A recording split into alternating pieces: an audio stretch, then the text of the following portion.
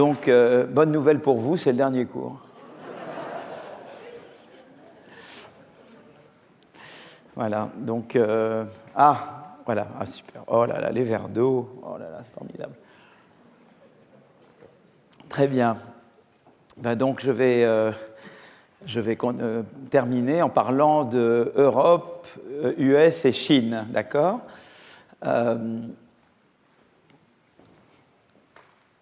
Voilà, donc je vais parler un petit peu du décrochage technologique de l'Europe par rapport aux États-Unis, et ensuite je vais parler de la Chine. Voilà.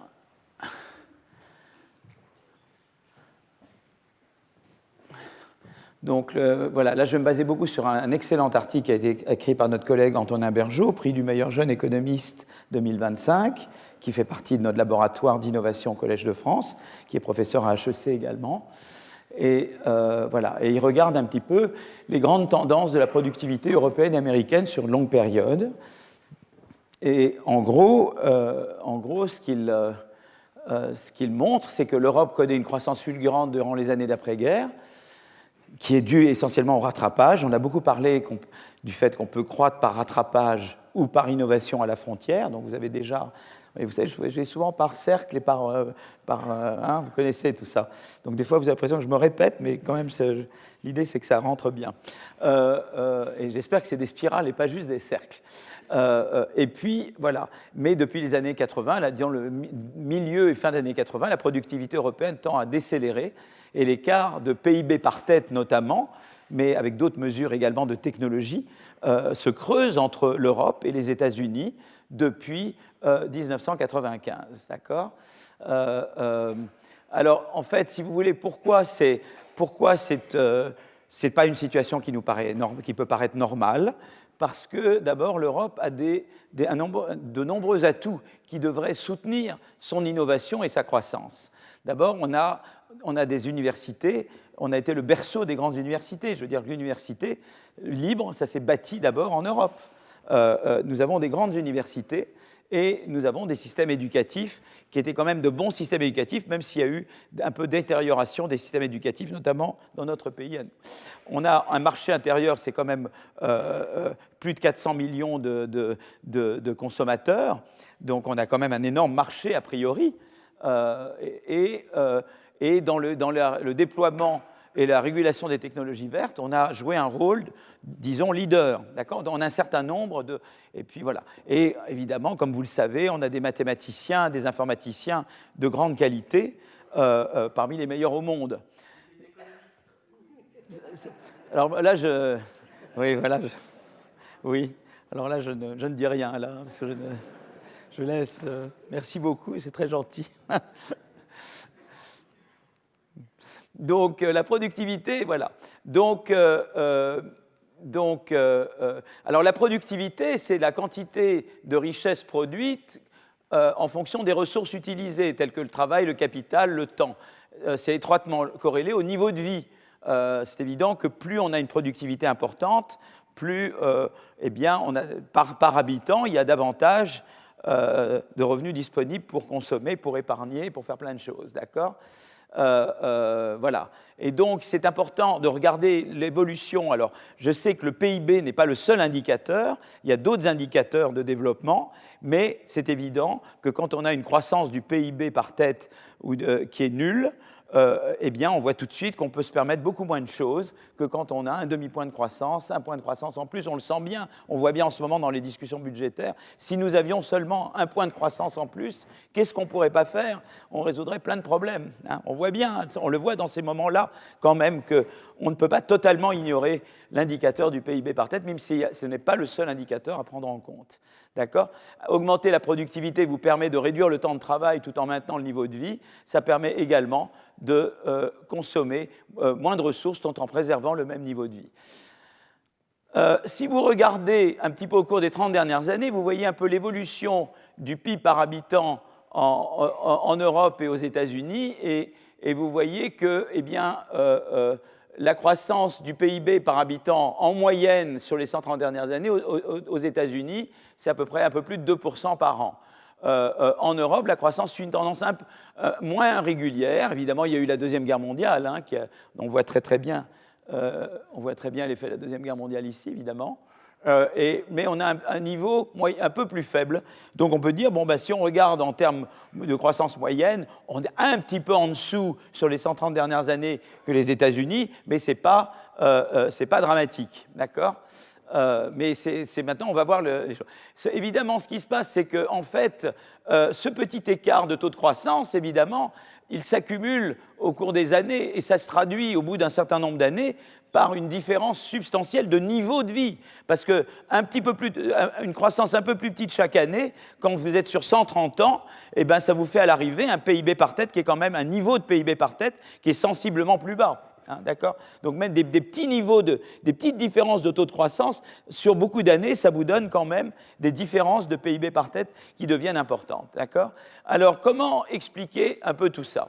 Alors, cet article de Bergeau étudie les déterminants de l'écart entre les États-Unis et l'Europe, et le principal facteur, c'est le niveau de productivité. Ce n'est pas tellement parce qu'on a moins de capital, c'est vrai que nous avions moins de... C'est surtout vraiment la productivité qui est vraiment le vous voyez, il y a d'autres, il y aurait le taux d'emploi. Alors, c'est vrai qu'en France, on n'a pas un taux d'emploi génial, mais si on regarde au niveau européen, on a un taux d'emploi raisonnable.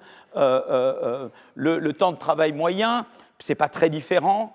C'est vraiment la productivité des facteurs, c'est-à-dire vraiment le niveau technologique, si vous voulez, hein, la productivité globale des facteurs, ce qu'on appelle la TFP, c'est Total Factor Productivity, c'est la productivité globale des facteurs, c'est-à-dire le PIB divisé par capital, travail, capital humain, etc. Alors l'Europe est presque systématiquement en deçà des États-Unis en termes de productivité pendant ces 130 ans. D'accord. Cet écart diminue beaucoup entre 50, disons à l'après-guerre et 1980, parce qu'il y a un rattrapage économique de l'Europe par rapport aux États-Unis. D'accord. Alors, mais depuis les années 90, l'écart se creuse à nouveau. Voilà. Alors, pourquoi on reviendra sur les raisons pour lesquelles il y a rattrapage. Alors maintenant, on peut représenter différemment. Ici, dans ce graphique, je mets le PIB par tête américain à 1, et je compare par rapport au PIB par tête américain normalisé à 1, quelle est l'évolution du PIB par tête européen. Alors vous voyez qu'évidemment, là c'est la Deuxième Guerre mondiale. Évidemment, ce qui se passe avec la Deuxième Guerre mondiale, c'est qu'on ne peut plus innover, et surtout, on a une destruction de notre stock de capital. Donc c'est ça qui fait qu'on descend, on produit moins, du capital est détruit. D'accord. Donc, il faut rattraper. Alors, évidemment, là, vous avez les 30 glorieuses sont là. Hein. Là, on a un rattrapage de l'Europe par rapport aux États-Unis. C'est cette partie. Alors, d'accord. Donc, jusqu'à la Première Guerre mondiale, vous voyez qu'on a un niveau de productivité similaire entre l'Europe et les États-Unis. On a une forte expansion de la productivité aux États-Unis pendant l'entre-deux-guerres.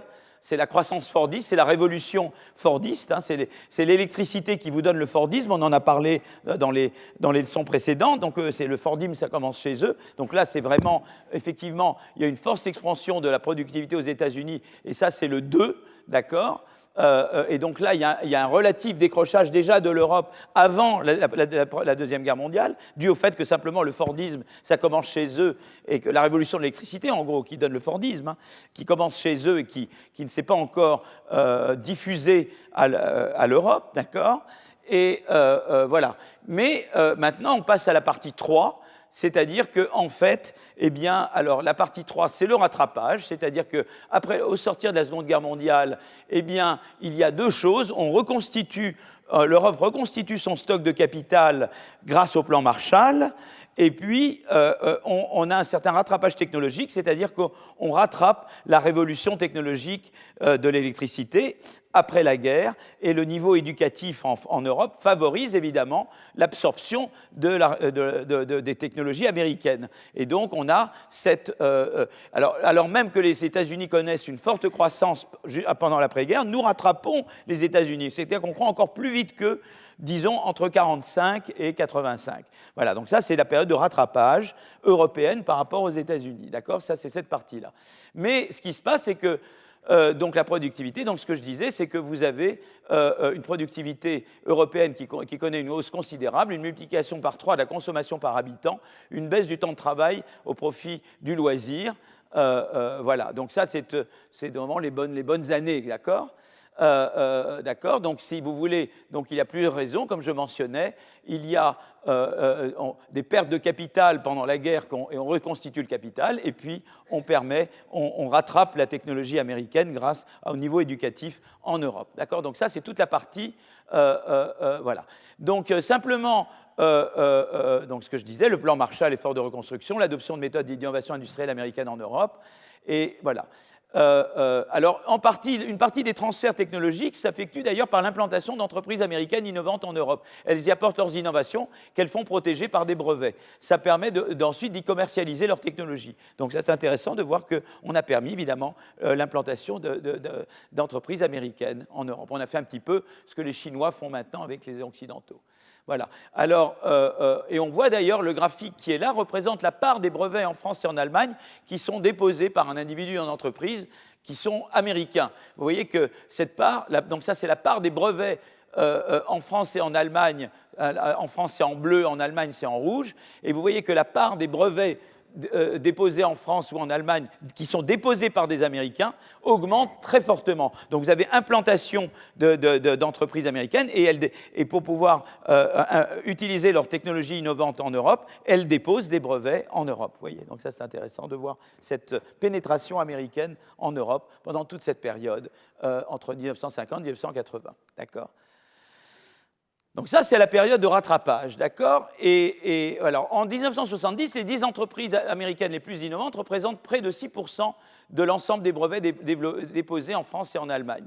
Parmi elles, tu as IBM, tu as General Electric, tu as General Motors, et les entreprises américaines déposant des brevets en Europe sont donc à la frontière technologique. Donc tu as quand même des entreprises qui sont à la frontière technologique et qui déposent des brevets. Ça nous permet, nous, de rattraper la frontière technologique beaucoup plus rapidement. D'accord ? On a toute cette période de forte croissance d'après-guerre en Europe. D'accord ?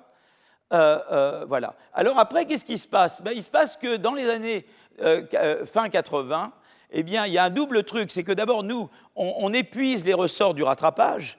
Plus tu te rapproches de la frontière, plus tu as besoin d'innovation à la frontière pour continuer de progresser. Parce que simplement imiter la frontière, c'est plus très intéressant quand tu es proche de la frontière. Mais ce qui se passe également, c'est que se déroule dans les années 90, et on l'a vu, il y a vraiment l'irruption de la révolution des technologies de l'information. Voilà. Et donc l'informatique et les logiciels transforment l'organisation des activités productives, les gains d'efficacité potentiels sont considérables, mais en pratique, eh bien, l'impact sur la productivité semble jusqu'à présent avoir été modéré en Europe. C'est-à-dire que l'Europe ne parvient pas à tirer pleinement parti de la révolution des technologies de l'information qui, évidemment, est initiée aux États-Unis. C'est la révolution qui est le décollage, je vous ai montré, entre 1995 et 2005. La croissance américaine augmente de 0,8 points de pourcentage par an en moyenne sur 10 ans. Et l'Europe n'arrive pas vraiment à récolter les fruits pleinement de cette révolution. D'accord ? Donc, on pourrait donc lier le décrochage de l'Europe à l'échec, à notre inaptitude à nous approprier des technologies de l'information. Alors, pour tester cette hypothèse, Antonin Bergeaud compare l'évolution de la productivité d'entreprises ayant a priori un fort potentiel d'adoption des TIC, des technologies d'information et communication, à celles ayant un plus faible potentiel d'adoption en Europe et aux États-Unis. Et du côté européen, on utilise donc cette base de données IU-CLEMS, qui sont des données sectorielles sur les inputs, sur les intrants et la production, input à output pour l'ensemble des entreprises. Cette base de données permet de mesurer la productivité du travail, la quantité de capital utilisé dans la production, en particulier la quantité de matériel et de technologies informatiques. Et ces données permettent de suivre chaque secteur de l'économie à travers le temps, des années 90 jusqu'à présent. D'accord ? Et donc, Antonin se concentre sur les 8 pays les plus importants, économiquement les plus forts de la zone euro, et il classe les entreprises entre 32 secteurs dont on étudie l'intensité d'utilisation des nouvelles technologies de l'information. Donc, comment on mesure l'intensité en TIC ? C'est le ratio entre la valeur du stock de capital en TIC et la valeur de l'ensemble du stock de capital. D'accord ? Et des secteurs ayant une intensité en TIC supérieure à la médiane sont considérés comme fortement exposés à la révolution des TIC, tandis que donc ils ont un fort potentiel d'adoption de ces technologies, et les autres, ceux qui sont en dessous de la médiane, ceux qui ont une intensité inférieure à la médiane, sont considérés comme moins exposés. D'accord ? Et qu'est-ce qu'ils trouvent ? Donc, on utilise des données similaires du côté américain. d'accord? Et donc, cela permet de comparer la situation des deux côtés de l'Atlantique. Et qu'est-ce qu'on voit? Eh bien, aux États-Unis, les entreprises ayant un fort potentiel pour l'adoption des technologies de l'information ont connu une hausse fulgurante de leur productivité du travail, multipliée par 2,3 entre 1995 et 2019. D'accord? Les above median, vous voyez? Donc ça, c'est la bleue, d'accord? En US, vous voyez? Donc US c'est donc le US, c'est les bleus, et l'Europe, c'est les rouges, d'accord?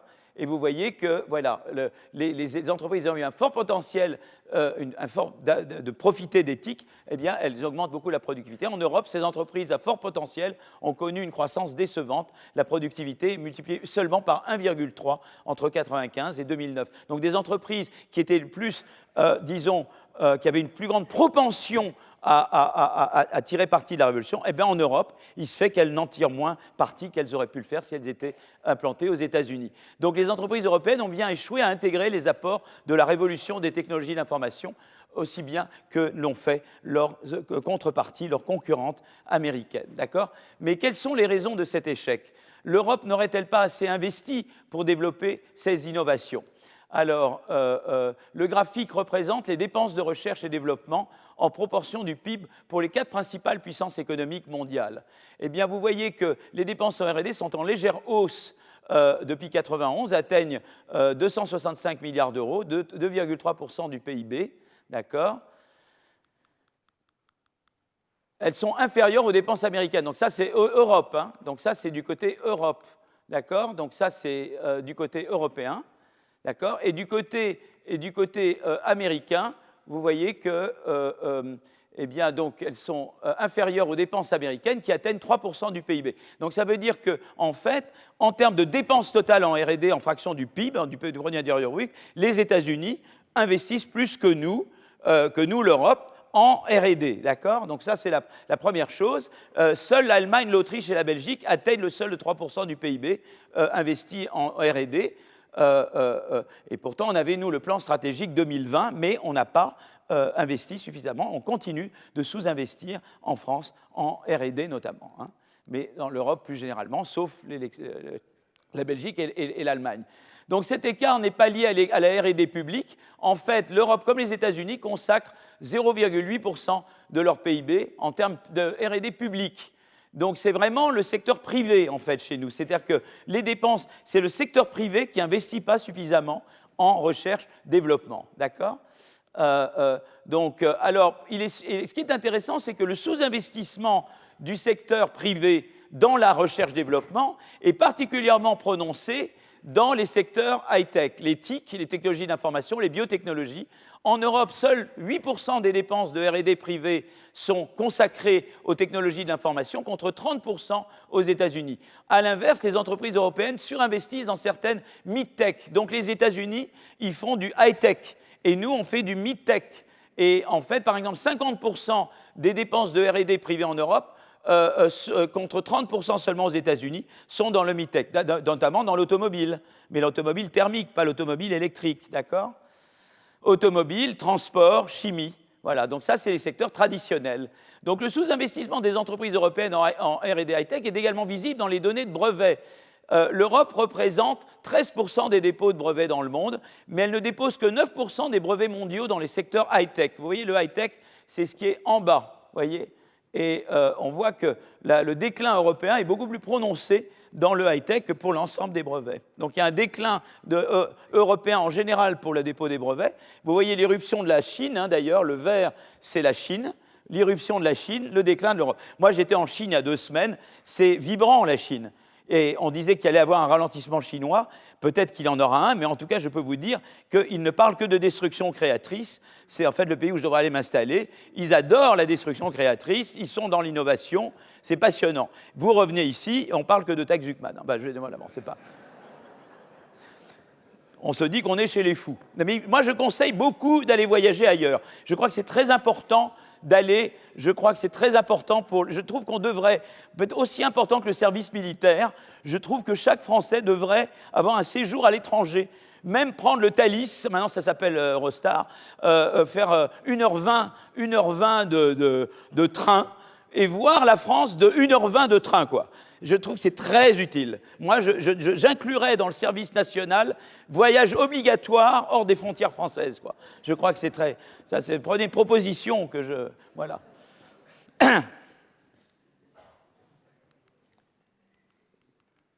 Alors, pour mieux analyser ce sous-investissement, Antonin Bergeaud se concentre sur 6 technologies de pointe cruciales pour l'innovation des années à venir. Le blockchain, impression 3D, vision par ordinateur, édition génomique, stockage d'hydrogène, véhicules autonomes. Pour identifier les brevets appartenant à chaque catégorie, il utilise une méthode basée sur le machine learning. D'accord ? Les US et la Chine dominent les domaines de la vision par ordinateur et de la blockchain. Donc, les États-Unis, c'est en rouge, et la Chine, c'est en vert. Vous voyez, le blockchain, le vert et le rouge dominent. L'Europe est très peu là, présente dans ces innovations commercialisées, dans ces technologies digitales. Vous voyez, l'Europe, elle est en bleu. Vous voyez, c'est tristounet, hein. D'accord ? La situation est assez similaire dans le domaine de l'édition génomique. Vous voyez, c'est surtout le rouge et le vert qui dominent. Et le bleu, non. L'Europe était peu présente dans l'innovation, elle est presque exclusivement américaine. En revanche, l'Europe réussit à maintenir dans le stockage d'hydrogène et dans une moindre mesure dans les véhicules autonomes et l'impression 3D. Ce sont des technologies importantes pour la lutte contre le réchauffement climatique et le fait d'avoir des transports plus écologiques. Donc ça, c'est un domaine où nous avons encore quand même des promesses. D'accord ? Si maintenant on regarde globalement la part de la Chine, la part des brevets européens est en baisse face à la montée de la Chine, d'accord ? Pourtant, les chercheurs européens produisent des travaux qui sont largement incorporés dans les dépôts de brevets. Donc c'est ça qui est particulièrement frappant, c'est-à-dire que l'innovation de rupture high-tech, elle ne se fait pas tellement en Europe, mais elle repose beaucoup sur de la recherche fondamentale qui, elle, se fait en Europe, d'accord ?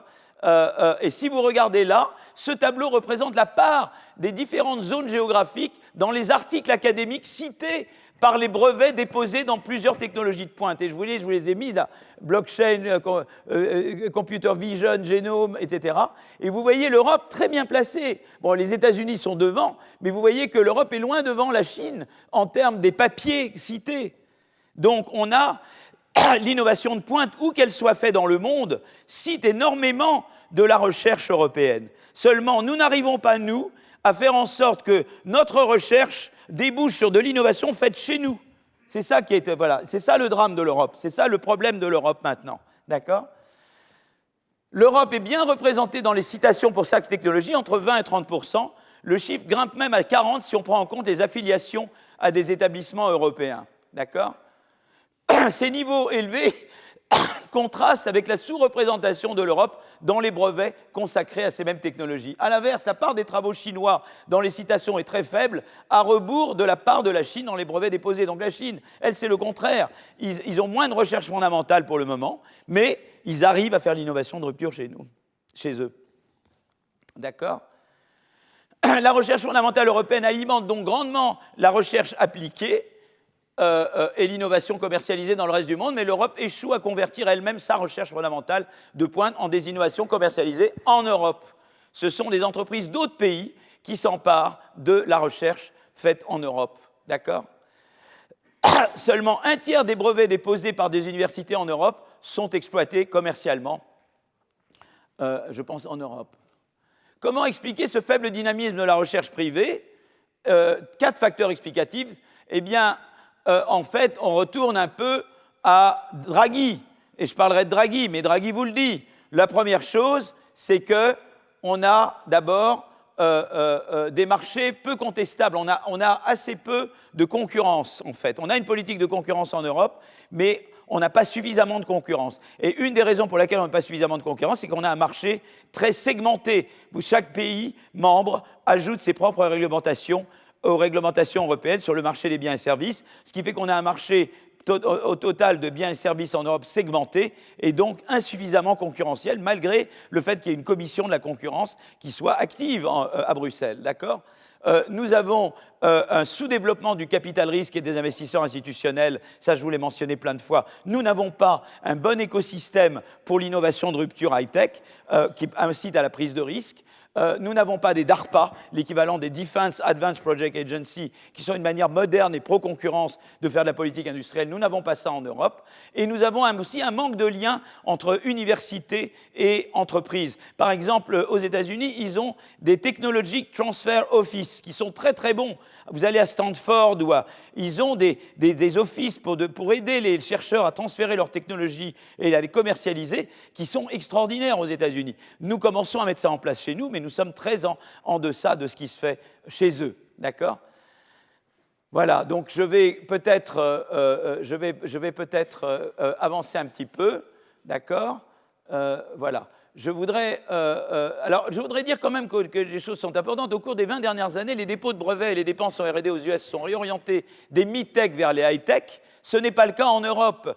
En Europe, non seulement la R&D se concentre toujours sur les mid-tech, mais elle est aussi effectuée par les mêmes entreprises. C'est-à-dire que ce qui s'est passé, c'est qu'il y a eu plus de destruction créatrice aux États-Unis qu'en Europe. Si vous regardez les 5 entreprises qui innovent le plus, qui brevettent le plus aux États-Unis maintenant, elles sont très différentes des entreprises qui brevetaient le plus, des 5 entreprises qui brevetaient le plus en 2000, tandis qu'en Europe, c'est les mêmes, parce qu'elles sont restées dans le mid-tech, tandis que les États-Unis, ils sont passés au digital, au biotech moderne, et donc c'est d'autres entreprises qui sont devenues les grandes entreprises innovantes, d'accord ? Par exemple, Siemens, Bayer, ils sont toujours là, quoi, et c'est toujours les mêmes, d'accord ? Voilà. Une autre façon de mettre en évidence cette domination des vieilles entreprises, c'est de s'intéresser aux entreprises ayant des capitalisations boursières les plus élevées, au lieu de regarder les brevets. En Europe, la plupart ont été fondées il y a 50, voire plus de 100 ans. SAP, Novo Nordisk, LVMH. Aux US, la plupart, celles qui ont les capitalisations boursières les plus élevées, elles ont été fondées il y a moins de 50 ans. Nvidia en 93, Microsoft en 75, Apple en 76. Donc ça vous donne à nouveau l'idée qu'il y a beaucoup plus de turnover aux États-Unis qu'en Europe. Voilà. Cette domination des vieilles entreprises suggère que les marchés européens sont peu contestables. C'est-à-dire que les entreprises en place laissent moins la possibilité aux entrants de venir, de se développer et de prendre leur place. Voilà. Il y a moins de destruction créatrice en Europe qu'aux États-Unis, et malgré une politique de concurrence très volontariste. Et donc, ça nous met dans une trappe de technologie intermédiaire, la fameuse Middle Technology Trap, d'accord ? Donc ça, c'est voilà. Donc, alors évidemment, je ne vais pas parler trop longtemps du rapport de la Bocconi. Il y a le rapport Draghi, mais il y avait un autre rapport qui était le rapport de l'école Bocconi, où Tyrol et l'école d'économie de Toulouse ont participé. Moi, j'étais un peu impliqué jusqu'à ce qu'on me demande de co-diriger le rapport sur l'intelligence artificielle. À ce moment-là, j'ai dit que je ne continuais pas avec l'autre rapport. Et ce rapport fait en fait une décomposition sectorielle des dépenses de R&D pour mieux comprendre l'écart entre l'Europe et les États-Unis. Et donc, qu'est-ce que montre ce rapport ? Donc, les secteurs économiques sont répartis en 3 catégories dans ce rapport en fonction du niveau technologique. High-tech, plus complexe et récent.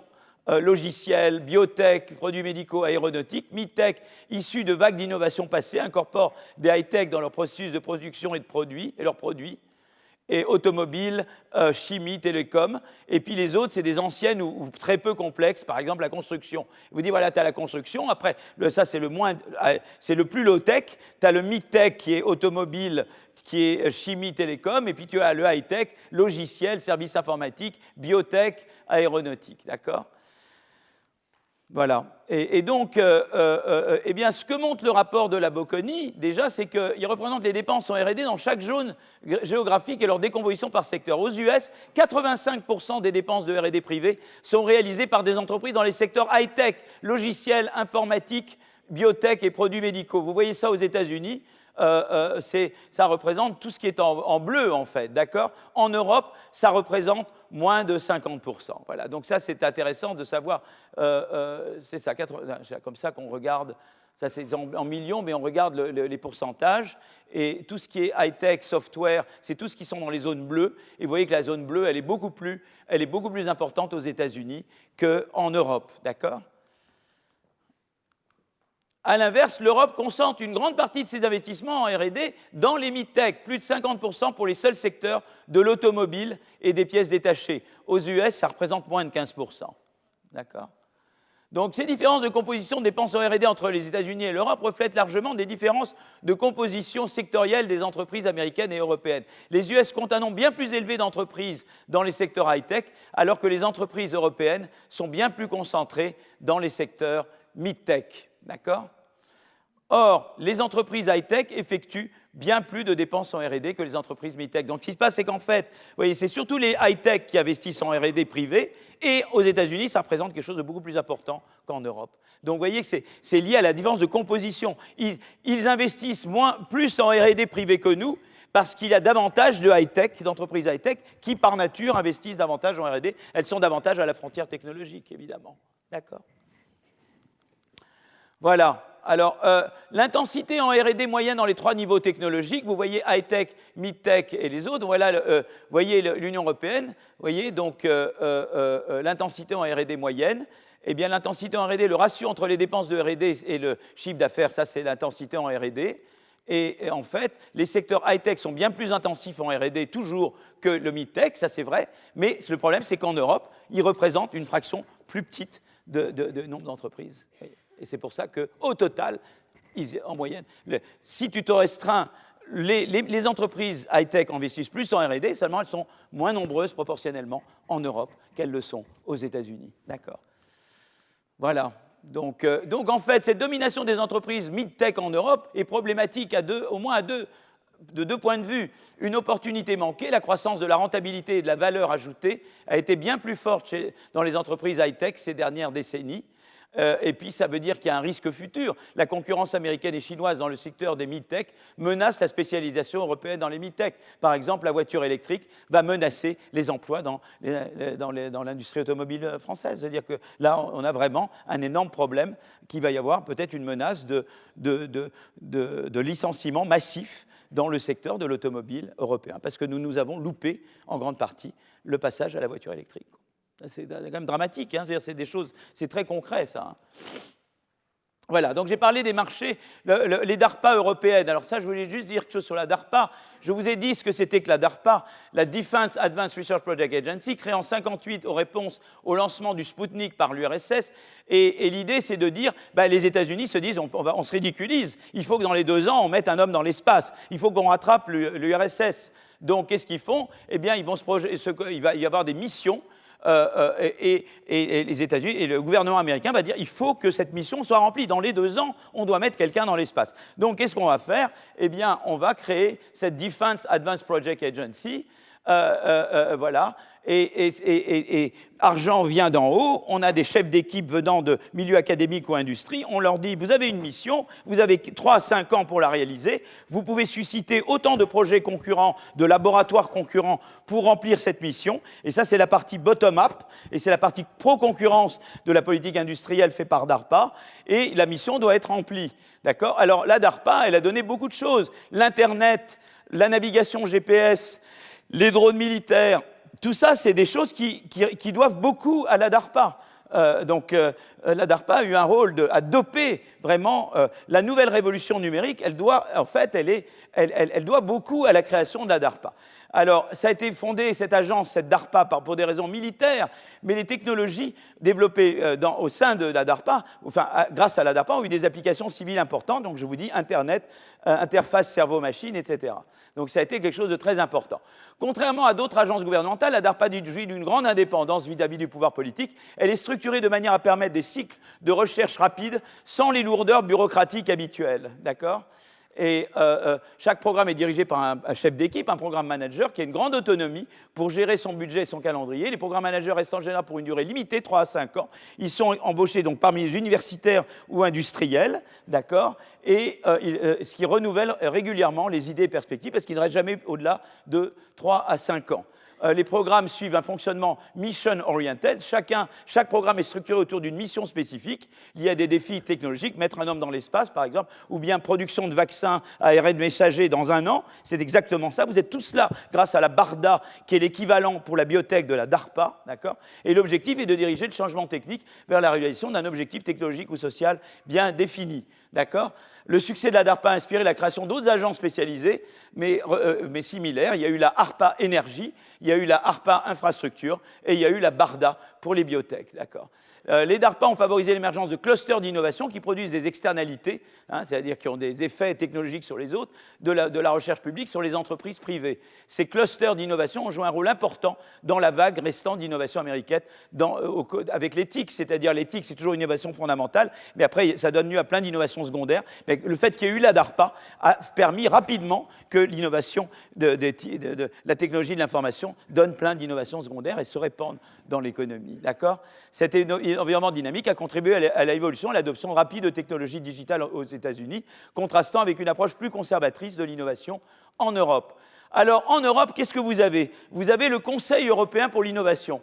En principe, il est là pour soutenir l'innovation de rupture. Mais vous allez voir qu'il n'y a pas de rupture, en fait. En fait, c'est du Lampedusa qu'ils font, vous voyez. Vous avez vu le guépard, non? Il faut que tout change pour que rien ne change. Voilà, ça voilà. Lampedusa, c'est Conseil européen de l'innovation. Voilà. Non, j'exagère un peu là, hein. Mais j'aime bien un petit peu faire de... Mais malheureusement, ce que vous voyez à la Prix Nobel, c'est que chaque fois que je sors des blagues, elles sortent dans le journal le lendemain. Donc c'est très embêtant. Et je dois, sans après, courir après. Mais non, je n'ai pas voulu. Voilà. Alors, il s'inspire officiellement des DARPA américaines. Mais les DARPA soutiennent... alors, j'ai trop de... Mais les DARPA soutiennent des projets loin de la commercialisation, alors que la plupart des moyens à la disposition du Conseil européen pour l'innovation sont alloués à des projets déjà très proches de la commercialisation, à faible risque et à faible rendement. C'est ça qui se passe, et c'est ça qu'ils ont regardé. Vous voyez, on peut regarder les stades. Vous voyez, le 1, c'est la recherche très fondamentale, et puis on va vers le 9, qui est les stades plus avancés. Donc, pour mesurer l'état d'avancement d'une technologie vers la commercialisation, on utilise ce qu'on appelle le Technology Readiness Level. C'est à quel point on est loin de la commercialisation. Le 1, on est très très loin, on est au stade vraiment recherche très fondamentale.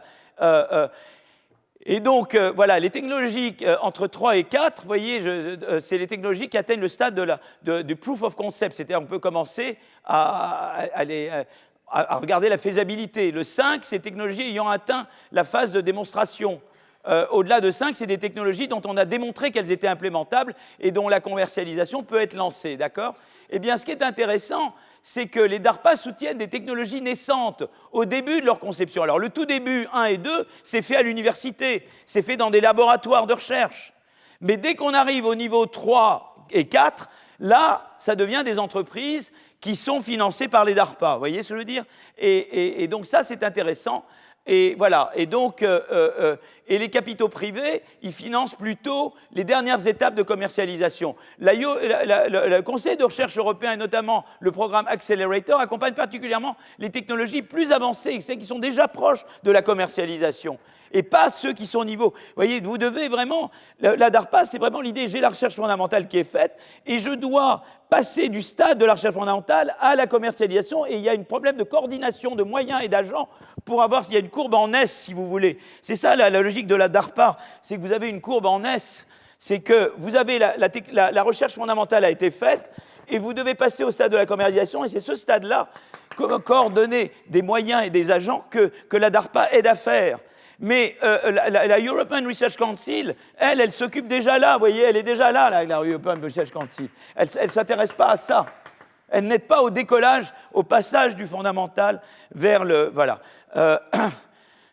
Donc voilà, et donc le gros problème, c'est que, et en fait, la European Research Council, essentiellement, ça finance des PME, ce qui est très bien, mais ce n'est pas de l'innovation de rupture, et c'est beaucoup des bureaucrates qui s'en occupent, quoi. Ce n'est pas des gens qui viennent de l'industrie tellement, ou de l'académique, c'est des bureaucrates qui s'en occupent. Et ça, c'est le gros problème de la European Research Innovation Council.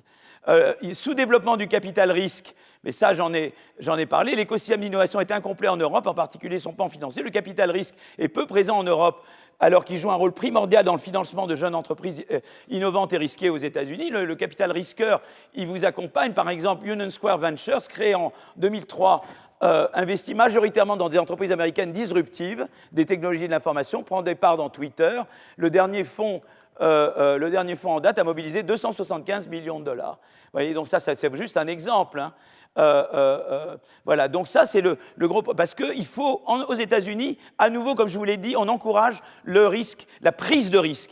L'échec à court terme est encouragé. C'est bien d'échouer. Nous, dans notre culture, c'est toujours mauvais d'échouer. Chez eux, l'échec à court terme est encouragé. Donc le capital risqueur, il dit, c'est pas grave si vous échouez à court terme, je suis là, je vais vous aider, je vais vous soutenir. Les investisseurs institutionnels font la même chose avec les entreprises plus grosses. Ils disent aux managers d'entreprises plus grosses, c'est pas grave si vous échouez à court terme, je suis là, je vais vous aider à innover à long terme. Et nous n'avons pas en Europe, les banques, elles sont très court-termistes en fait. Elles sont pas là à dire dans 10 ans, j'attends que ça réussisse dans les 10 ans. Si vous échouez dans un court terme, c'est pas bon. Et ça, c'est vraiment ce qui manque chez nous. Nous n'avons pas la culture de la prise de risque à long terme. Nous n'avons pas la culture pour encourager les gens à dire « je suis prêt à prendre des risques et à échouer ». L'échec n'est pas du tout infamant. L'échec est une bonne chose. Et j'encourage l'échec. C'est bien si vous échouez, c'est que vous avez essayé. Ça, c'est dans la culture américaine. Ça, c'est insuffisamment chez nous. Voilà. Et ça se traduit évidemment dans l'organisation du système financier. Alors, je dis également qu'il y a une mauvaise connexion entre universités et entreprises privées. Ces relations sont pourtant cruciales pour intégrer les découvertes de la recherche fondamentale dans l'innovation commerciale et générer des gains de productivité. Je vous ai mentionné le fait qu'il y avait eu une expérience en France qui avait bien marché, et quand quelque chose marche bien en France, je suis le premier à le dire et à le clamer partout, c'est les laboratoires d'excellence. Toujours Bergeau, avec d'autres co-auteurs, ont écrit ce papier où ils montrent. On savait que Sarkozy, il avait fait le grand emprunt en 2007, enfin 2008, et il avait créé, il avait créé les LABEX, les laboratoires d'excellence. Les jurys internationaux sélectionnent des projets de laboratoires d'excellence en recherche, et donc ces laboratoires sont dotés de fonds pour 10 ans. 10 ans, c'est long, et à nouveau, c'est l'idée d'encourager la prise de risque sur longue période.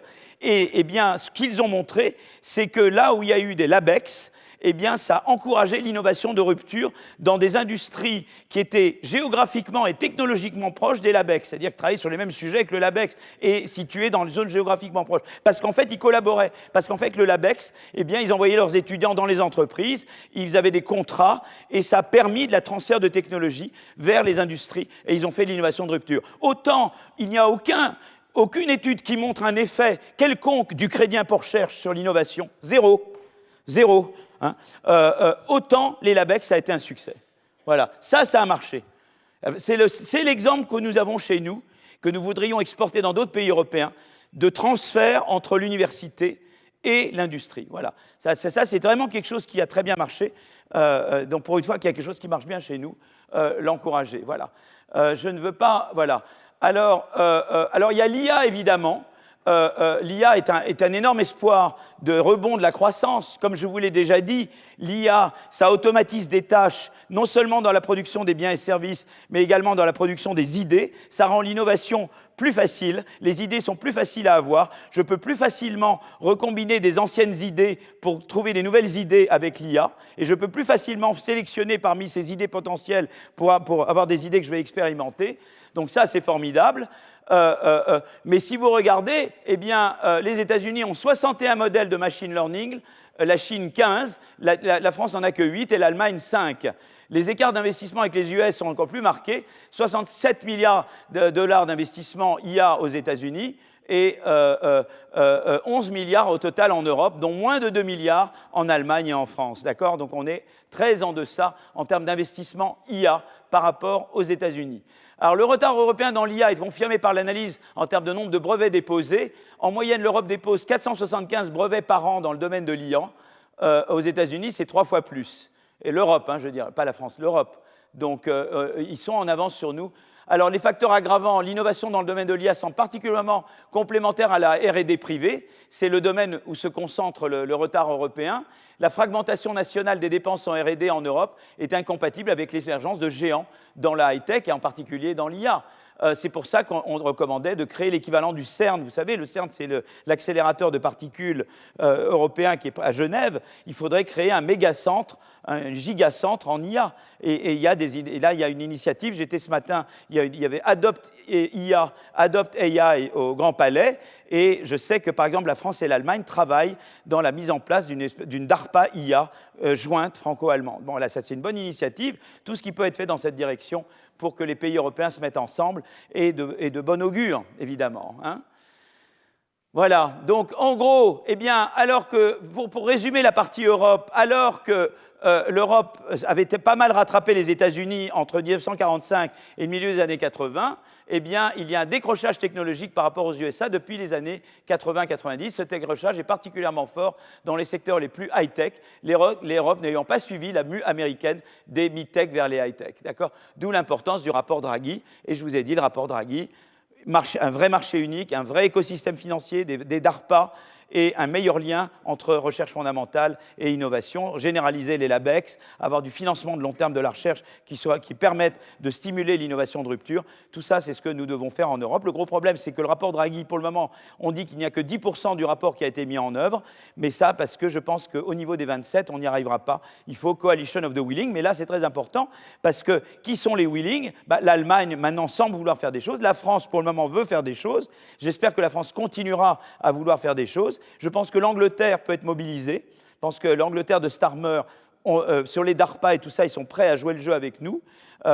Et puis d'autres pays européens qui veulent nous suivre. Mais ça sera, je crois beaucoup à l'approche coalition, la coalition des volontaires.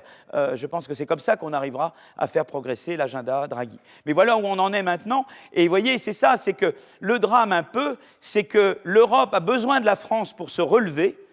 Et la France, il faut qu'elle soit aux abonnés présents. Où est la France ? Voilà. Et les gens regardent les débats parlementaires en France en ce moment avec des grands yeux, quoi. Ils disent, qu'est-ce qui se passe chez vous ? Parce qu'on a besoin de vous pour relever l'Europe, quoi. Voilà, pour remonter la pente, quoi. Voilà. Avec en plus les chercheurs merveilleux, on a des gens tellement intelligents. Vous avez vu que Yann Lequin a quitté Meta. Yann Lequin pense qu'on peut aller au-delà des large language models, on peut aller au-delà de ChatGPT, que maintenant c'est dépassé, qu'on peut faire beaucoup mieux. Mais vous imaginez si on fait revenir Yann Lequin en France et qu'on fait ça en France, vous vous rendez compte ? Ça serait extraordinaire. Donc voilà. Donc je veux un peu donner d'optimisme. Alors je vais parler de la Chine maintenant, d'accord ? Vous êtes encore en vie ? Bon, je vais boire un peu d'eau.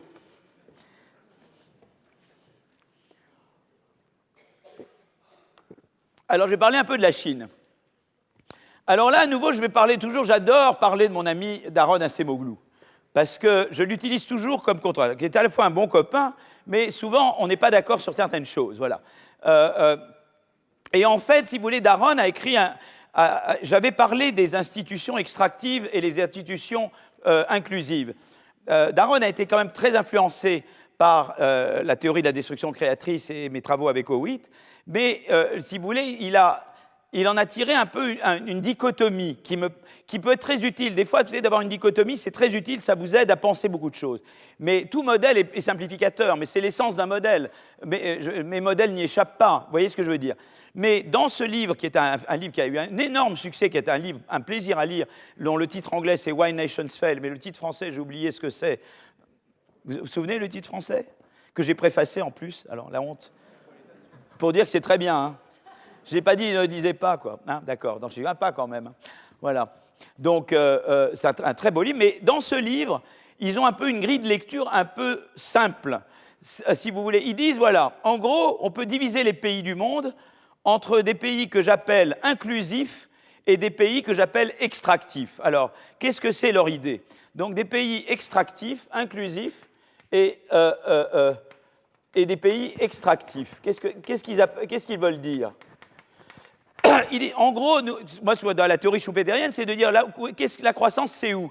La croissance, c'est des pays où vous avez des nouveaux talents qui arrivent en permanence, vous les laissez se développer, vous les laissez créer des entreprises et croître. Évidemment, à un moment donné, ils vont devenir gros s'ils réussissent bien, et le danger, c'est qu'une fois gros, ils empêchent de nouveau de venir, notamment en s'entendant avec les gouvernements en place. Je donne un bakchich, et hop, voilà, hein, et j'empêche voilà. Et donc, voilà comment je fais pour eux. Et pour eux, si vous voulez, ils ont cette grille-là, en fait. Mais ils disent, il y a deux types de pays. Les pays inclusifs, c'est des pays qui autorisent la destruction créatrice. C'est-à-dire que c'est des pays qui ont des institutions qui font que sans arrêt, des nouveaux talents peuvent arriver et se développer, etc. D'accord ? Et les pays extractifs, c'est des pays dans lesquels, eh bien, les gouvernements s'entendent avec les entreprises en place et sont là pour essentiellement vous faire les poches, quoi. Voilà. Et que donc, en gros, il ne peut pas y avoir de nouveaux talents parce que, s'il y a des nouveaux... Eux, ils se sont entendus avec des entreprises en place pour empêcher les nouveaux talents, et où, si des nouveaux veulent arriver, eh bien, ils vont les exproprier. Voilà. Donc, ça, c'est les pays extractifs. Donc, il dit, voilà, il y a deux types de gouvernements. Il y a les gouvernements inclusifs. Alors, par exemple, c'est intéressant parce que, en général, les démocraties ont tendance à être plus inclusives que les gouvernements non démocratiques. Mais, par exemple, Singapour est un pays qui n'est pas extraordinairement démocratique, mais qui est quand même plutôt inclusif, quoi. Voilà. Donc, il y a des exceptions. Il y a des pays qui sont... Voilà. Alors, ce qui est intéressant, c'est que dans leur classification, donc, ils disent, en gros, les pays qui s'en sortent, c'est les pays inclusifs, quoi. C'est ceux-là qui vont y arriver. Les pays extractifs, ils vont pas y arriver, quoi. Voilà. Et donc, ils divisent le monde en deux. D'accord? Les pays inclusifs, les pays extractifs. Mais ils mettent la Chine dans le même camp, dans le même panier que la Zambie. Voilà. Donc, la Chine, si tu lis sur la Chine dans le livre d'Acemoglu, tu te dis, ils vont manger du riz toute leur vie, tout le temps, quoi. Ils vont jamais en sortir. Ils mettront même pas du riz cantonais, quoi. Ils vont rester au riz blanc, quoi.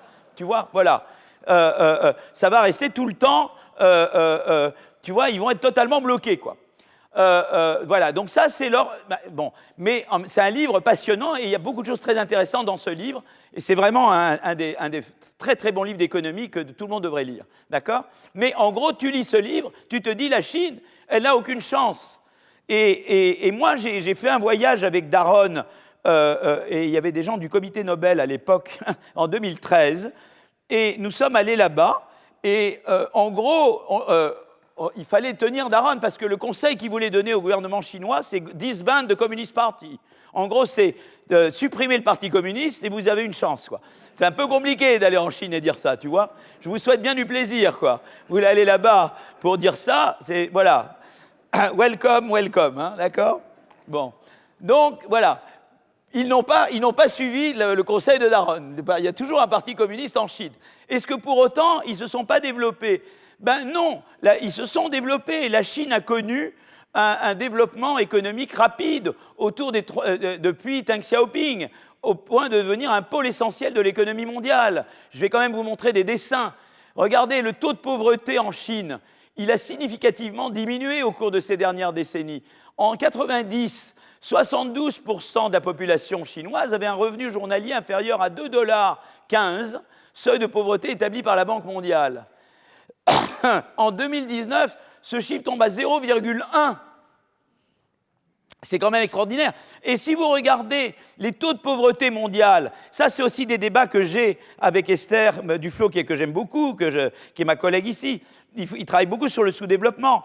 Et on a un peu un débat. Et ils vont dans les villages, ils font plein de choses, c'est très sympathique. Mais je dis, écoutez, quand même, la croissance, c'est quand même ça qui fait baisser la pauvreté, quoi. Je veux dire, on peut faire plein de trucs, on peut donner $1 dans un village, ne pas le donner dans le village d'à côté, faire plein de choses très intéressantes, enlever les verres, mettre des verres, etc. Mais ce qui va faire baisser la pauvreté, c'est la croissance. C'est-à-dire, s'il n'y a pas 36 trucs, la Chine est sortie de la pauvreté grâce à la croissance. Et l'Inde, pareil. Et ça fait chuter la pauvreté mondiale et ça réduit les inégalités mondiales. Si vous regardez globalement, les inégalités, elles ont augmenté dans nos pays, mais globalement, au niveau mondial, les inégalités, depuis 30 ans, ont reculé. Et parce que, notamment, ces pays, grâce à la croissance, sont sortis de la pauvreté. C'est first order, comme on dit. Après, tu peux aller discuter les détails, etc. Mais ça, c'est number one, quoi. Et voilà. Donc voilà, donc ça, et quand vous regardez le PIB chinois, il a augmenté à un rythme accéléré, notamment quand il y a eu adhésion de la Chine à l'Organisation mondiale du commerce. Vous voyez l'accélération, vous voyez l'accélération du PIB. Vous voyez le PIB chinois, ça s'accélère, et c'est l'adhésion, parce que pourquoi? Parce que en fait, ils ont fait du rattrapage, et ils ont en grande partie du rattrapage. Pourquoi ils ont pu rattraper? Parce qu'ils avaient un bond... Alors, il y a eu des choses horribles, hein, donc moi, je ne vais pas vous défendre le grand bond en avant, la révolution culturelle, je ne suis pas du tout là-dedans. Hein, il y a eu des millions de morts, donc je ne suis pas du tout un maoïste, pas du tout. Alors vraiment, il y a eu des trucs horribles. Bon, donc je ne suis pas en train de vous faire l'apologie du mode... il y a eu des trucs abominables. Mais il y a quand même un niveau éducatif en Chine qui leur a permis, quand ils ont combiné le niveau éducatif et l'intégration au commerce mondial, ils ont pu absorber les technologies plus avancées, parce que le commerce permet le transfert de technologies. Donc, comme ils avaient un niveau d'éducation élevé, eh bien, ils ont tiré parti au maximum du transfert de technologies permis par l'adhésion à l'Organisation mondiale du commerce. Vous voyez ce que je veux dire? Donc, c'est la combinaison entre openness, comme on dit en anglais, l'ouverture au commerce et l'éducation. Ça a été un facteur de croissance extraordinaire. Donc, ils ont réalloué des facteurs de la campagne vers la ville, ils ont amélioré leur méthode de management, mais le grand truc, ça a été l'absorption des technologies. Évidemment, ils ont favorisé à fond l'investissement direct étranger, et ils ont profité à fond de l'intégration à l'organisation mondiale, mais parce qu'ils avaient un niveau éducatif. Si tout le monde était analphabète là-bas, il n'y aurait rien eu du tout. C'est la combinaison des deux, vous voyez? C'est très important, ça. Donc, ça, c'est quelque chose, si vous voulez, qui n'est pas du tout mentionné par mes deux copains, quoi. Voilà. Mais, et donc, vous voyez, le PIB et le PIB par américain dépasse et même augmente et dépasse en parité de pouvoir d'achat, le PIB chinois dépasse le PIB américain. Pas par tête, hein, le PIB total, ils sont plus nombreux que l'américain, donc c'est pour ça que le PIB en volume, hein. Voilà, donc ça c'est le PIB total. Évidemment, le PIB par tête est en dessous du PIB par tête américain. Mais le PIB total, ils sont très nombreux, donc évidemment, mais ils ont un PIB qui augmente. Voilà. Alors évidemment, donc, comme je vous le disais, cette croissance chinoise très forte est largement portée par le rattrapage. Mais maintenant, la Chine se rapproche de la frontière technologique. Et la question qui se pose, c'est est-ce qu'elle va pouvoir passer d'une croissance par le rattrapage à une croissance par l'innovation. Alors, on a vu que l'Europe a des problèmes là-dedans elle-même. Nous-mêmes, on était bons dans le rattrapage, on n'est pas super bons dans l'innovation frontière. Je vous ai déjà parlé des Japonais. J'ai dit que les Japonais avaient cru beaucoup par le rattrapage jusqu'aux années 90, et depuis, ils ne sont pas très bons dans l'innovation à la frontière. Mais les Chinois ont le même problème. Voilà, ils se disent, est-ce qu'on va continuer? Alors, il y a des gens qui disent que... donc voilà, donc l'idée, donc je vais aller très vite là-dessus, c'est que je vous dis, il y a toujours on peut croître par le rattrapage ou on peut croître par l'innovation à la frontière. Alors j'aimerais aller un peu plus rapidement, je vais passer tout ça très vite. Non, mais parce que tout ça, je vous l'ai déjà fait. Vous le savez déjà, vous voyez ce que je veux dire. Donc voilà, donc je vais simplement passer un petit peu, et je vais passer tout de suite à la Chine à nouveau. Laissez-moi avancer dans la Chine. Voilà. Je crois, je vais un petit peu plus vers la Chine. Alors, je vais parler de pays, des pays qui ont un problème de trappe. Par exemple, l'Argentine, mais j'en ai déjà parlé. Je vous avais déjà dit que l'Argentine avait un PIB par tête qui croissait à la même vitesse que le PIB par tête américain. C'est-à-dire que l'Argentine, entre 1870 et 1930, elle a un PIB par tête qui est toujours constant par rapport au PIB par tête. Il est évidemment 0,4%, il est 0,4, il est la moitié, un peu moins de la moitié, je veux dire, du PIB américain, mais du PIB par tête américain, mais ils croissent à la même vitesse. Et puis après, vous avez un décrochage argentin, d'accord? Donc on peut dire que l'Argentine, depuis les années 30, l'Argentine a décroché. On appelle ça, voilà, entre 1870 et 1935, le revenu par habitant de l'Argentine croît légèrement plus vite que celui des États-Unis, d'accord? Mais à partir de 1940, eh bien, cette dynamique de lent rattrapage se brise, l'Argentine décroche par rapport aux États-Unis. Le pays reste pris dans une trappe de revenus intermédiaires. Donc c'est intéressant, le cas de l'Argentine. Je vous avais déjà mentionné la Russie. Je vous avais dit que la Russie, au début, elle croît beaucoup par accumulation de capital et peut-être rattrapage un peu. Et puis finalement, à un moment donné, eh bien, la croissance de l'Union soviétique, vous voyez, eh bien, elle s'estompe, elle s'épuise. Et parce que l'Union soviétique n'a pas un système qui lui permet de générer de l'innovation à la frontière, autant qu'on pourrait, sauf dans la défense, parce qu'ils ont de la concurrence américaine. C'est le seul domaine où ils continuent d'innover, parce que c'est le seul domaine où ils ont de la concurrence. D'accord. Voilà, donc ça, ce domaine, c'est la Russie. D'accord. Bon, par exemple, c'est intéressant de voir ça. C'est par exemple, regardez l'Allemagne de l'Est et l'Union soviétique par rapport à l'Allemagne de l'Ouest. Eh bien, dans les économies centralisées, planifiées, comme était l'Allemagne de l'Est ou l'Union soviétique, eh bien, la majorité de la croissance vient de l'investissement, c'est de l'accumulation de capital, vous voyez, et très peu pour la productivité, tandis que vous voyez que, quand vous regardez maintenant l'Allemagne de l'Ouest et les États-Unis, la majeure partie de la croissance vient de la croissance de la productivité, vous voyez? Donc de l'innovation. C'est très intéressant. Hein? D'accord? Voilà. Et le problème, c'est qu'au début, quand je suis loin de la frontière, là, je regarde mon PIB par tête par rapport au PIB par tête de la frontière hier et demain. Eh bien, quand je suis très loin de la frontière, je vais surtout prendre une stratégie rouge, c'est-à-dire une stratégie de rattrapage, d'investissement, d'accumulation de capital et d'imitation. Mais quand, à un moment donné, quand mon PIB par tête devient suffisamment proche du PIB par tête de la frontière, américain notamment, je vais passer à une stratégie d'innovation. Et ce qui se passe, c'est que normalement, idéalement, je devrais commencer par une stratégie d'accumulation et d'imitation, et quand j'arrive là, je devrais passer sur la courbe verte, qui est une stratégie d'innovation à la frontière. Mais il y a beaucoup de pays qui retardent. Je vous avais mentionné la Corée. La Corée, pendant la période de rattrapage, il y a les chaebols, qui sont les grosses entreprises coréennes, et non seulement elles découragent l'entrée d'entreprises qui ne sont pas des chaebols, mais elles font pression sur le gouvernement coréen pour ne pas adopter des politiques comme la concurrence qui favorisent la croissance par l'innovation à la frontière. Et c'est pour ça que la Corée, elle continue d'aller sur la courbe rouge, bien au-delà de ce point-là. L'autre exemple, c'est le Japon. L'autre exemple, c'est un peu l'Europe. L'Europe aussi était bien au-delà du point où elle aurait dû passer à une croissance par l'innovation. D'accord? Donc ça, c'est le... Et on se demande, est-ce que la Chine va avoir ce problème-là? Alors, je reviens sur la Chine, parce que c'est quand même, je veux vous parler de la Chine ici. Eh bien, qu'est-ce que vous avez? Donc d'abord, sur l'imitation et le rattrapage, c'est indéniable qu'ils ont eu des stratégies d'imitation et de rattrapage. D'abord, ils ont un taux d'investissement très élevé et des taux d'imitation très élevés. Ils font venir des entreprises étrangères, ils imitent leur technologie, ils investissent beaucoup dans le capital, et donc ils rattrapent. Donc, et en même temps, vous avez des barrières à l'entrée qui protègent les groupes établis. Vous voyez, c'est intéressant, parce que ce n'est pas très important, quand vous faites du rattrapage, d'avoir de la concurrence. Donc c'est important simplement d'imiter, tu n'as pas besoin de beaucoup de concurrence. Donc les barrières à l'entrée, ce n'est pas un problème du tout. Au contraire, tu dis, je vais laisser quelques gros champions se développer, je les protège, ce n'est pas très important, ce n'est pas très grave. D'accord ? Et alors évidemment, la corruption est omniprésente, les connexions politiques sont indispensables pour faire fonctionner une entreprise. Donc c'est un système, mais la corruption, c'est embêtant, la corruption, on n'en veut pas, mais un des coûts économiques de la corruption, c'est que la corruption, c'est souvent des entreprises en place qui s'entendent avec les gouvernements pour empêcher l'entrée de nouveaux innovants. Et quand vous êtes dans une économie en rattrapage, ce n'est pas très grave.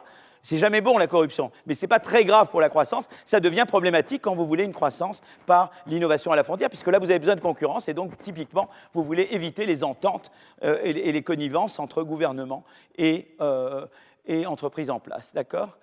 Donc voilà, donc vous êtes dans la période de rattrapage, c'est des forts taux d'investissement, des barrières à l'entrée qui protègent les groupes établis, une corruption omniprésente avec des connexions politiques et une forte réallocation des facteurs de production et une croissance du stock de capital. Et un recours massif aux capitaux étrangers. On parle aussi d'investissement direct à l'étranger. Et c'est IDE, d'accord ? OK ? Et donc, regardez maintenant, le graphique présente l'évolution de la part de la valeur ajoutée en Chine qui est produite par les trois principaux secteurs économiques, agriculture, industrie, services. Vous voyez qu'il y a une baisse de l'agriculture, mais vous avez que les services montent quand même. L'industrie est toujours importante, mais vous avez quand même, vous voyez que quand même, les services étaient un peu moins importants que l'industrie manufacturière, et maintenant les services sont passés au-dessus du manufacturier. Donc ce qui se passe dans toutes les économies quand elles se développent, l'agriculture baisse, c'est ensuite l'industrie qui prend le pas, et ensuite c'est les services qui prennent le pas. On voit ça quand même en Chine, mais avec quand même une industrie qui reste importante. Si c'était la France, le rouge aurait chuté. Ça c'est chez nous. Hein. Trop. Non, on a trop fait chuter le rouge chez nous. Hein. D'accord ? Donc la part de l'agriculture chute significativement, passant de plus de 26% en 90 à moins de 10% en 2018. La part de l'industrie a légèrement diminué et la part des services a considérablement augmenté, signe d'une tertiarisation. On parle de secteur tertiaire pour désigner les services. Ce qui est une bonne chose, parce que c'est moins polluant les services que le manufacturier. Donc c'est plutôt une bonne évolution qui est quand même une évolution vers les services. En termes d'environnement, c'est une bonne nouvelle, parce que les services, à part les transports, sauf si les transports électriques, sont plutôt moins polluants. Voilà. Alors la Chine a initialement massivement eu recours aux investissements directs étrangers pour financer ses investissements, vous voyez, mais en pourcentage du PIB, vous voyez qu'il y a quand même une baisse des investissements étrangers. Cette proportion a peu à peu diminué à mesure de l'accumulation au niveau national d'un stock de capital. Donc au début, ils n'ont pas beaucoup de capital, ils font venir des entreprises étrangères, mais après ils se mettent à accumuler eux-mêmes du capital, et donc la part de l'investissement étranger baisse dans le stock de capital. D'accord ? Voilà. Donc aujourd'hui, la situation s'est inversée. La Chine est le troisième émetteur mondial d'investissement direct, puisque maintenant, ils investissent, eux font l'investissement direct ailleurs. Avant, ils étaient nets importeurs d'investissement direct, maintenant, ils sont des nets exportateurs d'investissement direct. D'accord ? Ça vous donne un peu une idée de la Chine. Hein, d'accord ? L'investissement a fait également l'objet d'un soutien massif. Les dépenses publiques en pourcentage du PIB en investissement, vous avez une dépense publique croissante qui se substitue aux capitaux étrangers dans son soutien à l'investissement. Vous voyez, on a un soutien. Donc ça, c'est vraiment la politique industrielle chinoise. C'est des gens qui sont très pour la politique industrielle, évidemment. Ils soutiennent beaucoup l'investissement. Tout ça, c'est partie du rattrapage. C'est-à-dire que je fais venir des entreprises étrangères, j'investis moi-même dans mon stock de capital, et donc, vous voyez, le stock de capital augmente. Au début, je me repose beaucoup sur les entreprises étrangères pour augmenter le stock de capital. Après, c'est moi qui augmente mon propre stock de capital. Et vous voyez que le stock de capital passe de moins de 35% en 1990 à plus de 40% en 2020. D'accord ? Donc, la Chine, maintenant... Voilà, elle rattrape par l'accumulation de capital et de limitation, d'accord, et d'investissement étranger, ils absorbent les technologies étrangères, etc. La question est de savoir est-ce que maintenant ils peuvent passer à une économie d'innovation. Alors là, il y a un débat, parce qu'on pourrait dire, bon, moi je ne crois pas dans le truc Acemoglu, puisque je sais déjà que la Chine n'est pas dans le même camp que la Zambie. La Chine fait mieux que la Zambie, vous voyez, je veux dire. Donc, je ne les mets pas dans le même panier. Mais maintenant, vous pourriez vous dire, oui, mais la Chine... elle peut faire juste du rattrapage, parce que pour aller à l'innovation, il faut beaucoup plus de concurrence. Or, il n'y a pas vraiment libre concurrence dans un pays où tu as quand même peu de démocratie. Et la deuxième chose, c'est de dire, eh bien, il faut pour faire des innovations de rupture, il faut de la grande liberté. Est-ce que la Chine, en l'absence de liberté, peut faire des innovations disruptives ? Voilà. Est-ce que ça permet...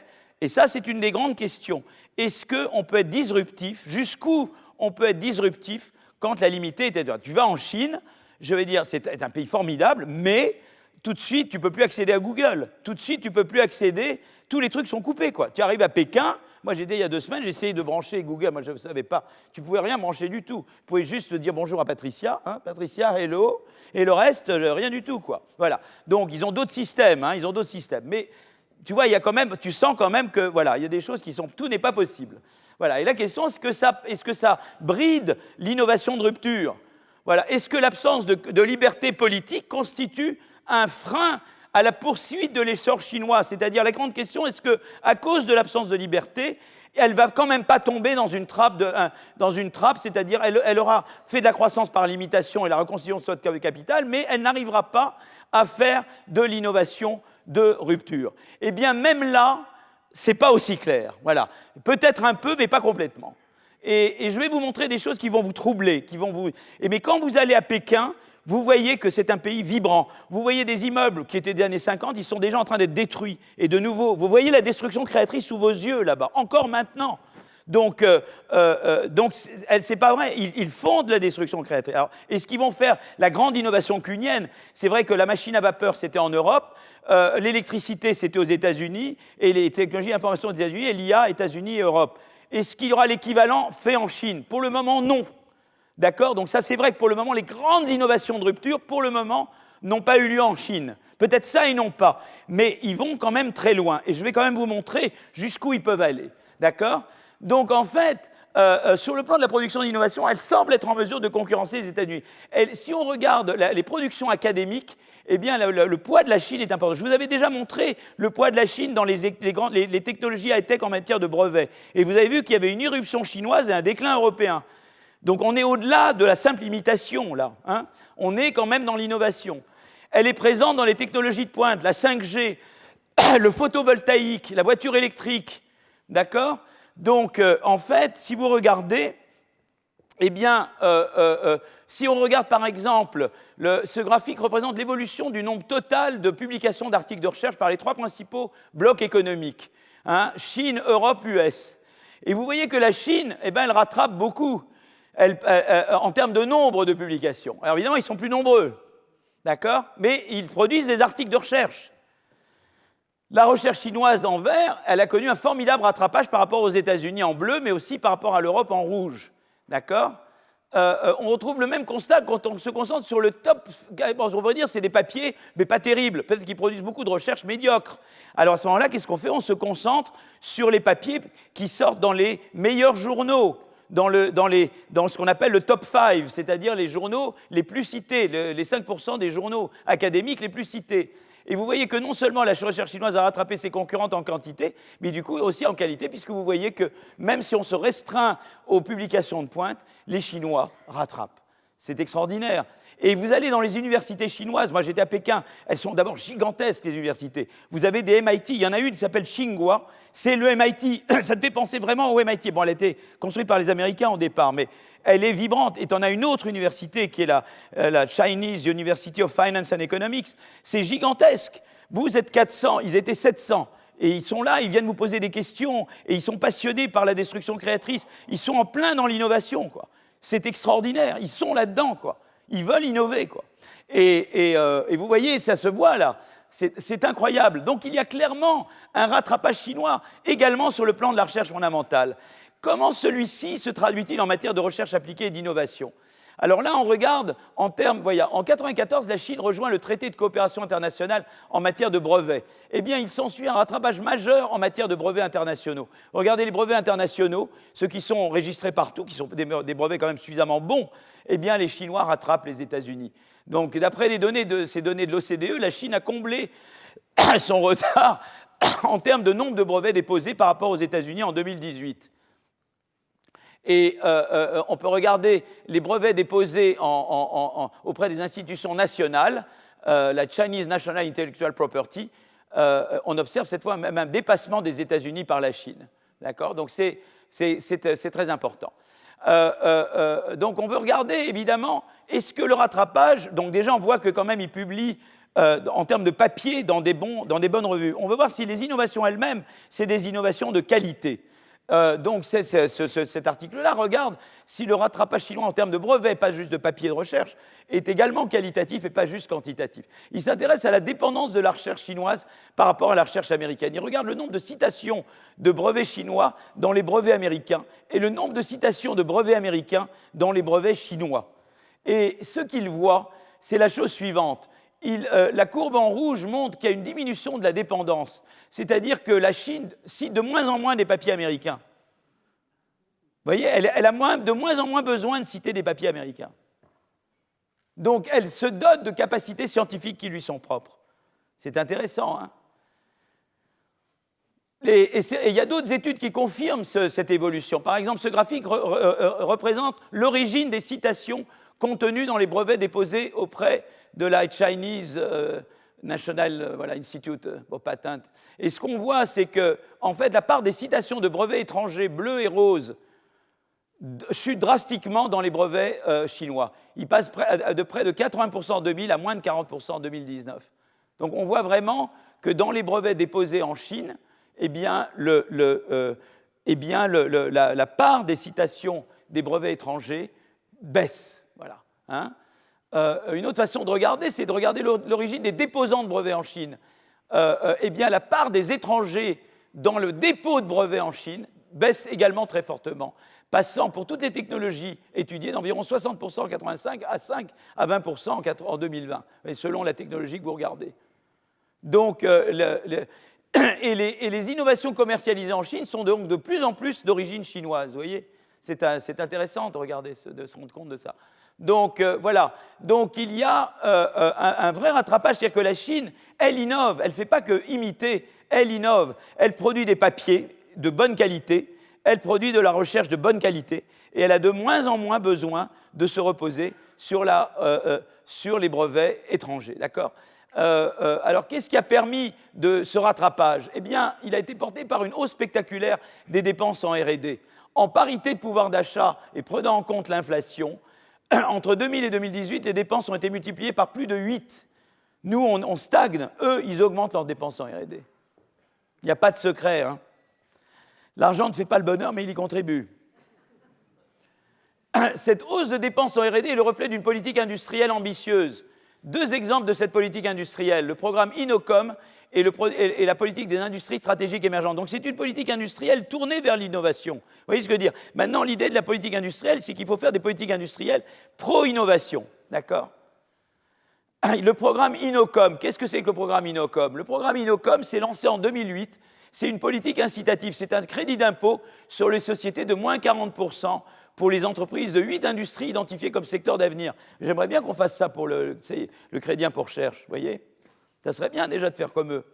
Conditionné à la part des dépenses en R&D et emplois qualifiés, part du revenu généré par vente de produits ou services high-tech, et nombre de brevets et efficacité du management. Donc ils sélectionnent des secteurs d'avenir et ils disent on va se concentrer sur ces secteurs d'avenir. Voilà. Et ils regardent aussi s'il y a croissance de l'entreprise. Ils regardent différentes choses qui montrent que je suis high-tech, que je crois, que je suis dynamique, etc.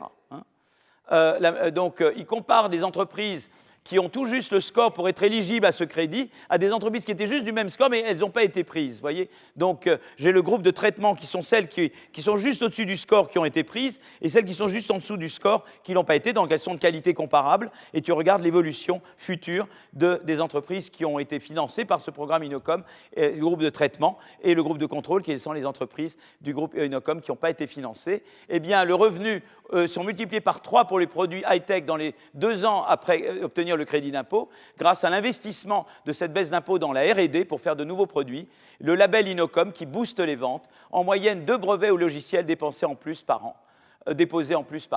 Donc on voit vraiment que Innocom, ça a marché.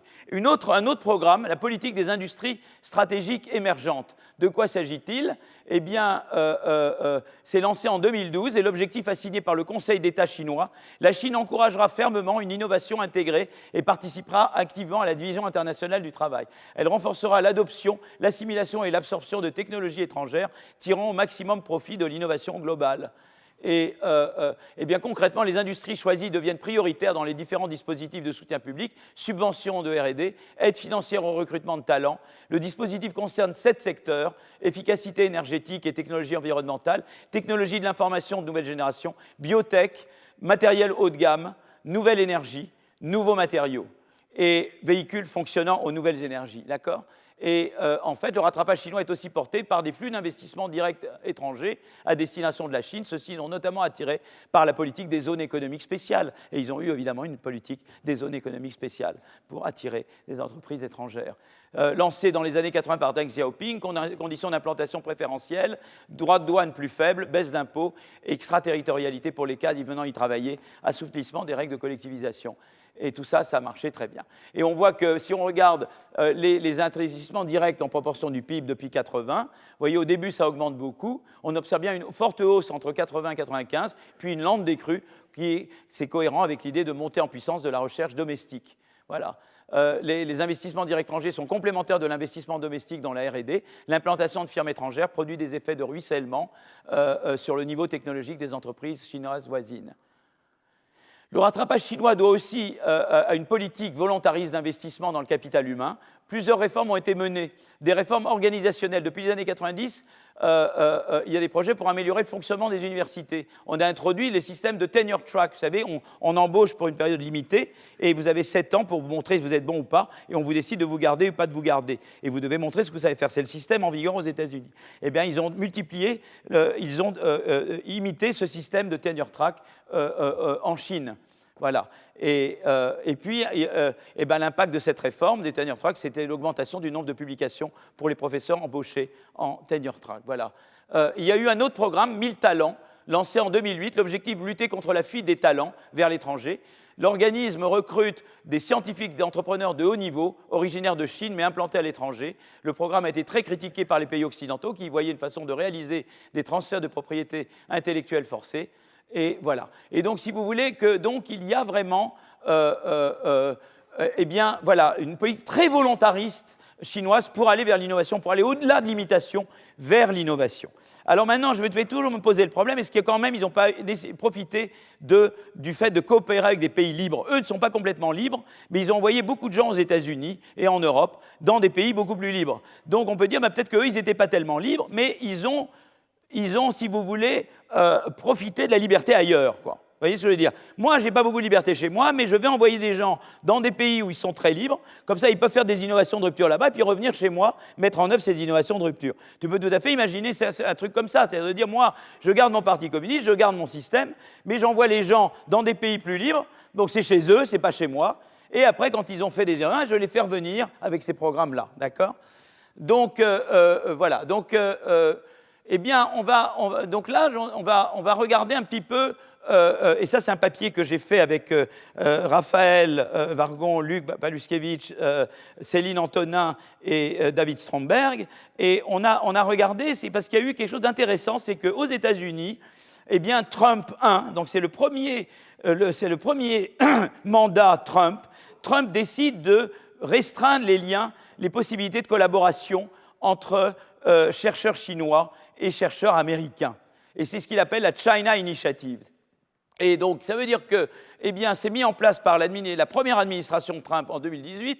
L'objectif est de protéger la propriété intellectuelle américaine contre l'espionnage économique chinois. Concrètement, ce programme rend plus complexes les procédures administratives pour des projets de collaboration entre chercheurs américains et chinois. Il limite l'accès à des financements publics pour de tels projets.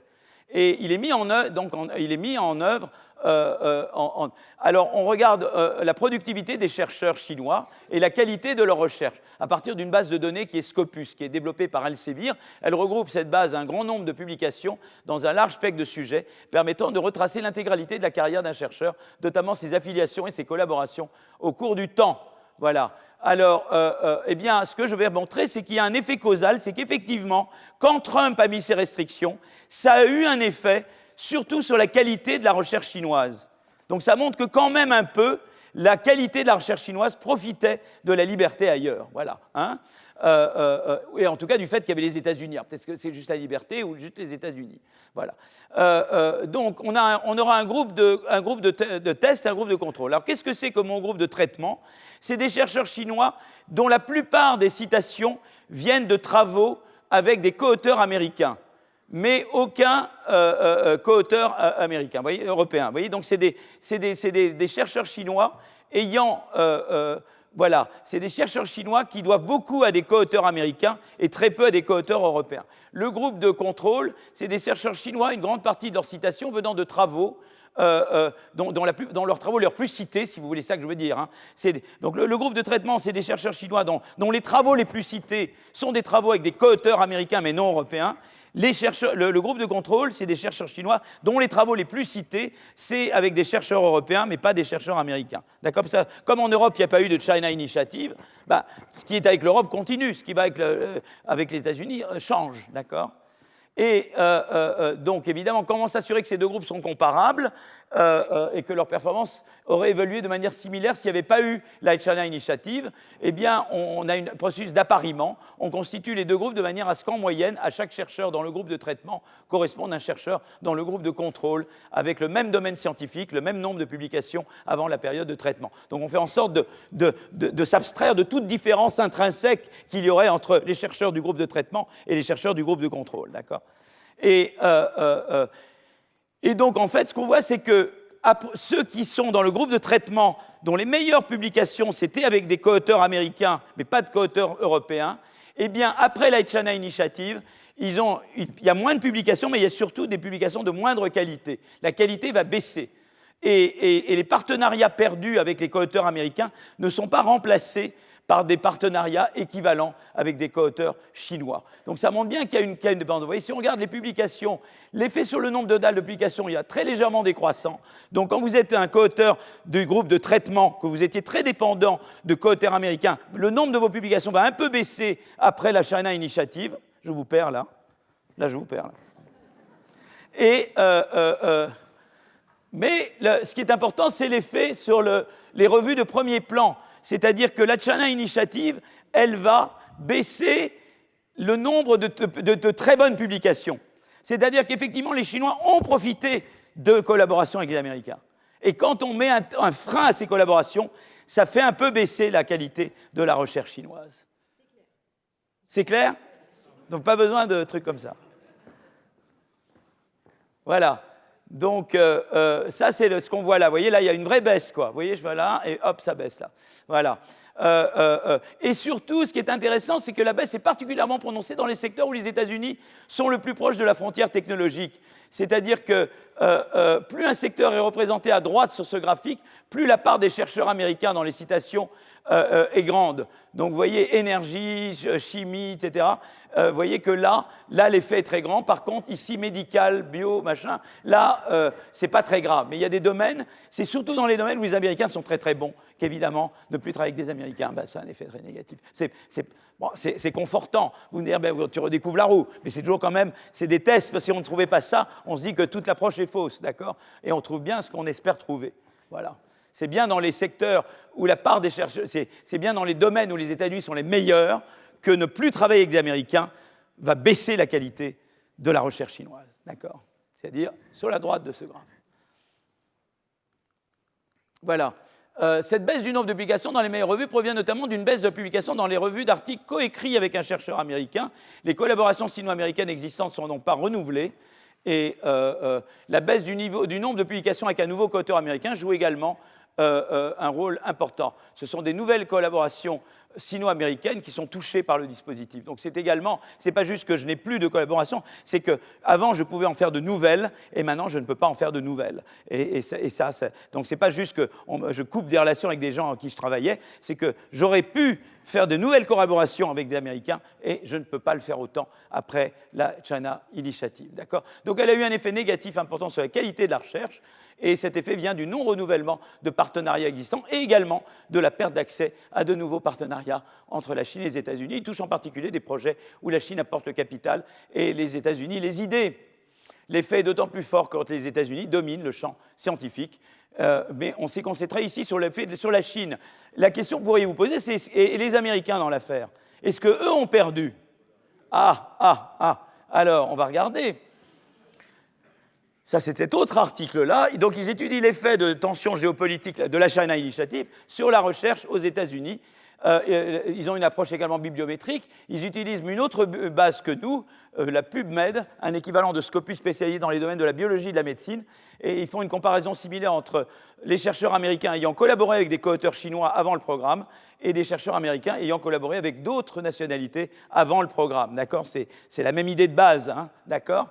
Et qu'est-ce qu'ils trouvent? C'est que l'écart passé au logarithme pour des questions de lisibilité entre les publications des auteurs des deux groupes, eh ben, l'écart va augmenter. C'est-à-dire que l'écart est stable. Avant, quand vous regardez l'écart entre les publications des chercheurs américains qui travaillent avec d'autres pays que la Chine et des co-auteurs ailleurs que la Chine et des co-auteurs avec la Chine, vous voyez que c'est stable avant. Et à partir de la China Initiative, évidemment, eh bien, les chercheurs ayant après l'introduction du programme, eh bien, l'écart. Alors, ce qui se passe, c'est que l'écart est stable.